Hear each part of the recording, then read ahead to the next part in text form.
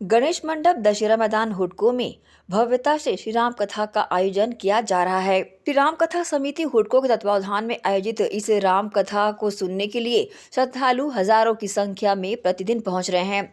आयोजन का आज दूसरा दिन था और दूसरे दिन भी श्रद्धालुओं में गजब का उत्साह नजर आया। बता दें कि श्री राम कथा समिति के द्वारा इस वर्ष दूसरे वर्ष में श्री राम कथा का भव्य आयोजन गणेश मंडप दशहरा मैदान में किया जा रहा है।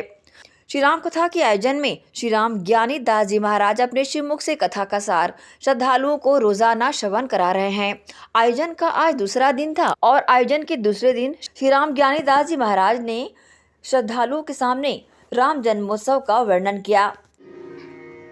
देवताओं, आज तक हम लोगों ने भोग लिया है, इसलिए रावण को नहीं जीता। अब आज से हम भोग देना सीखें। आज तक हम लोगों ने इस रूप को महत्व दिया। भगवान के आने के पहले सभी देवी देवता रीछ और बंदर के रूप में पहले अवतरित हो जाते हैं और इस प्रकार से गोस्वामी की कथा के माध्यम से हम लोग को ले चलते हैं श्री अवध।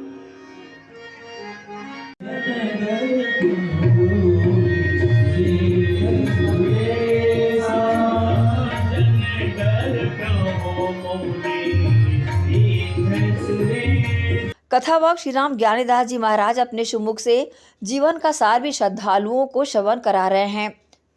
ऐसा साम्राज्य स्थापित किया जहां कोई माता पिता को नहीं मानता, गुरु को नहीं मानता, संत को नहीं मानता, यज्ञ को नहीं मानता, वेद और धर्म को कोई नहीं मानता। ऐसा साम्राज्य रावण ने स्थापित किया। सेवा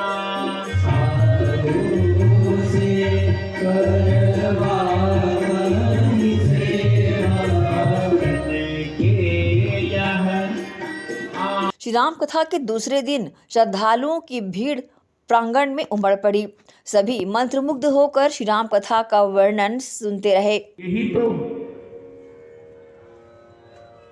राक्षसी परंपरा का प्रमाण है। मुनियों के वृंद हिमालय को छोड़ करके मेरू पर्वत के गुफाओं में जाके छिप जाते, यज्ञ पर प्रति कहा पुत्र वर मांग, देहि मांग्यो भगवंत पद, कमल यमल यदुरा। अब बाबा जी लिखते हैं कि गयो विभीषण पास तब,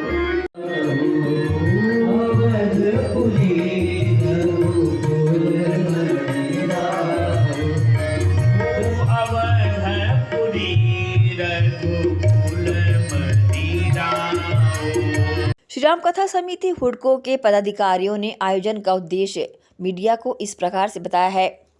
कल पहला दिन था, आज दूसरा दिन है। जय श्री राम। राम कथा में इस साल बहुत ज़्यादा उत्साह देखने को मिल रहा है, जबकि ठंड का समय है, इसलिए हमने समय को भी बदला है।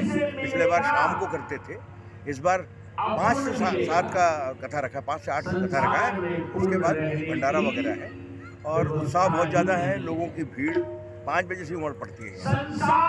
और आज राम कथा में राम जन्मोत्सव का प्रसंग महाराज जी के मुख से आज वर्णन होगा और उसके लिए सारे हुडको की पब्लिक बहुत ज़्यादा उत्साहित है और हम राम कथा के सारे सदस्य उनका बहुत बहुत शुक्रिया और धन्यवाद देते हैं। आयोजन का उद्देश्य है आज की युवा पीढ़ी को धर्म के प्रति जागृत करने के लिए, सत्य मार्ग में चल के जीवन को अपना अच्छा और स्वर्णिम बनाने के लिए प्रोत्साहन देना।